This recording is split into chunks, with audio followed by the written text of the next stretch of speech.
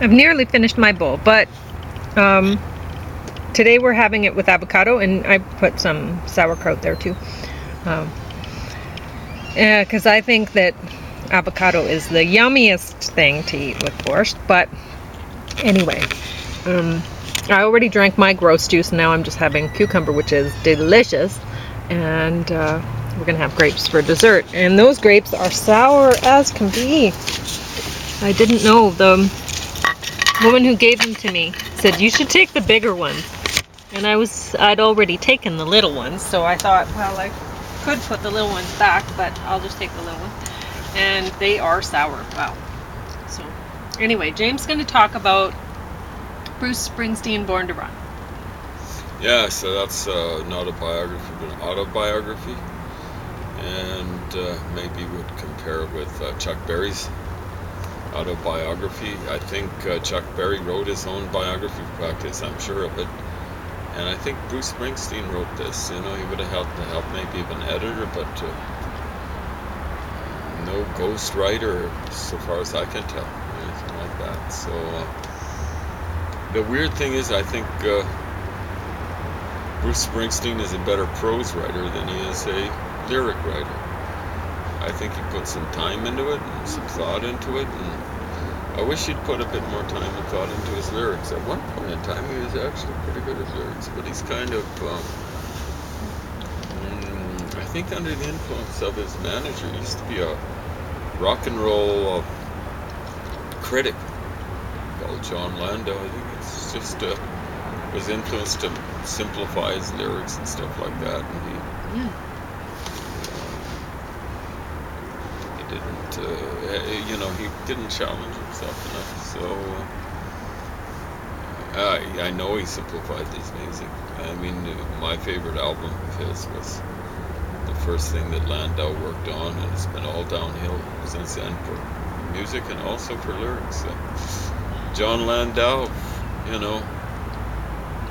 free or slave or whatever. I don't know how to put it, but I think he'd been a bad influence on Bruce Springsteen. At any rate, wrote this pretty well. Comes highly recommended if you like rock and roll biographies or autobiographies. And I was hoping to compare and contrast with Stephen Davis's biography of Stevie Nicks and Stephen Davis's kind of like biography, a history of Led Zeppelin. Well, I can put them on the same blog post. Okay, that would be the thing to do. So, because I wanted to compare the job that Springsteen did with the job that Stephen Davis is. Stephen Davis is being advertised as the greatest rock and roll kind of like biographer of all. And well, I'm not so sure if he's even as good as Bruce Springsteen, and this is not Bruce Springsteen's profession, right? He's writing his own biography. Well, I'm sure he's not as good. So what can I say? Pull up your socks, Stephen Davis. I'll get down to how far you need to pull them up in further installments, because they've actually just barely hanging on his toes as far as I'm concerned. Stevie Nicks. How's that? Is that enough? Is that all you need? Yeah. I'm not a huge interesting fan. pictures in. Yeah, I'm not a huge fan of Bruce Springsteen either. But James loves Bruce Springsteen. I like him. I like 1.5 albums maybe. Really, when you love 1.5 albums. And, well, it probably, if you added it up, it would come down to about the equivalent of 2 or 3 albums. But one album, Born to Run, great. And then maybe a few songs off of his previous album. That's not Greetings from Asbury. Well, that Mr. State Trooper, that's a great song. Yeah, so what is that called? there's it must be called something like State that. Trooper, probably, or something like that. That's off of his Nebraska album. There's some pretty good stuff on there. It's just maybe too much of the same thing there. So I like it for that. No, I'm talking about the whole album. Yeah, I know, but I like that it has a consistent feel. Yeah, I know. You tend to like that more than I do. I like variety. Yeah, I don't. Give me whole different albums if you want to do that. Or somehow, work them in. I can't stand it. The typical, or what I was growing up with anyway. I'd get an album home, and there would be a fast song, and then a slow song, and then a fast song, and then a slow song, and there was no, the album itself didn't have a consistent story to it, sort of thing. It was just, you know. Well, if there was a story where that would be appropriate, it would be appropriate. But Sure. my favorite albums are ones that are kind of like formatted. So Sgt. Pepper's is formatted, right? Well, it's the whole album is put together. Well, and yeah, that works then, right? But there is a lot of change even Sure. within songs. My Day in the Life has got some amazing changes. So I like changes within songs, and I like stuff. Abbey Road's another one. Second Side is formatted, so almost all of the songs. Well, they made it work Second though, Side. but if you can't make it work, I mean, it's a huge undertaking to make a whole Well, album. Paul McCartney, musically, that's his peak. Yeah. He never duplicated that. And if you can't do that, you should do something like Nebraska.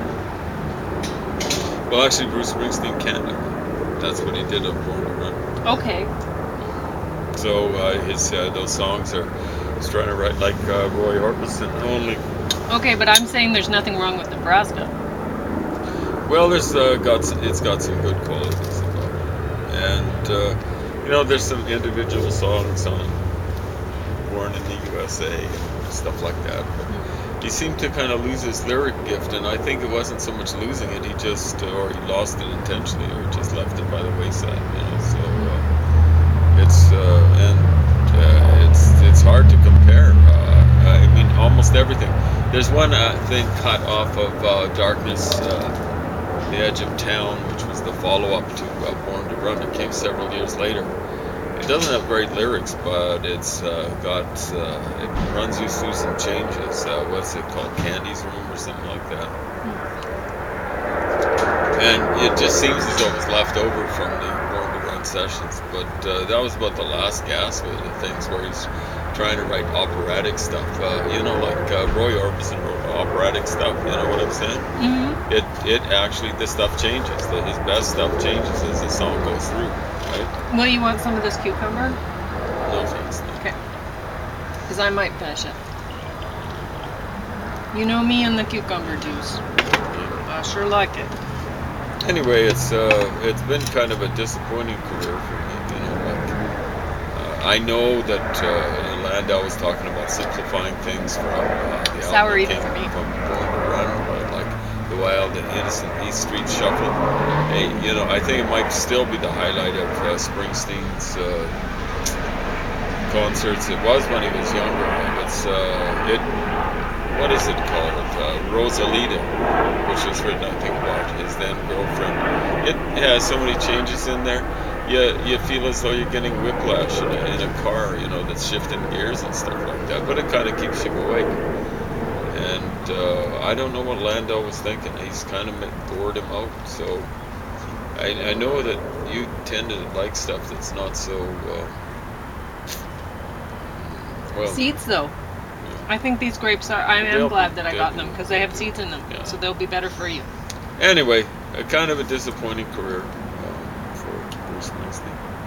But well, I hadn't really thought much of Bruce Springsteen because I was raised with the Born in the USA sort of thing.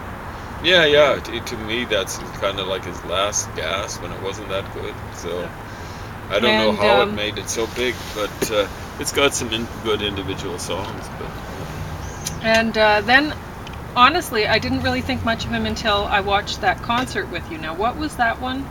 Live in Dublin, maybe, or something like that. Oh, so good. Yeah. Well, the thing is, like and he's it was long. I couldn't believe that he had that energy for so long. Well, he's according to his own account, he's bipolar. Yeah. And bipolar people can drive themselves, and that's I saw him in concert, and he'd drive himself. Right? Not the greatest dancer in the world, but he moves out there and he tries to make it fit to the music. I'm gonna plant some of these seeds. I don't know if it'll work out for me. It's worth a shot. I'm gonna eat lots of the seeds too, but I'm gonna plant some of them. Anyway, I'm gonna eat this one. I accidentally crunched it. I have to be a little more careful. I could tell Hmm. Bruce Springsteen to pull up his stocks musically, or whatever. It's a little late, about 5 years older than me, which means he's about 70. Anyway, all I can do is, hey Bruce, if you're watching, like a lot of your music, well, some of your music, and this is a thank you for the autobiography. You did a great job here, God. Too Yep. bad you can't write several of them. You know what I'm saying?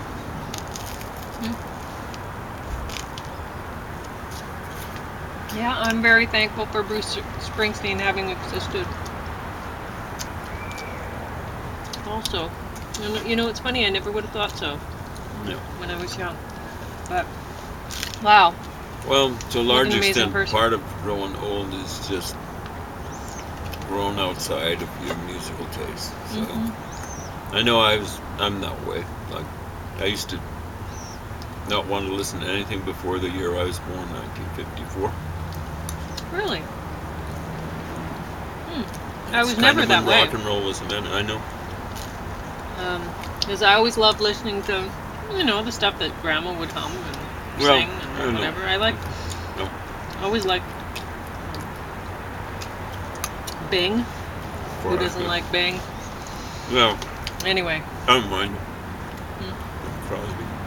Oh, so lovely. Anyway, well, I guess that's a wrap for this one.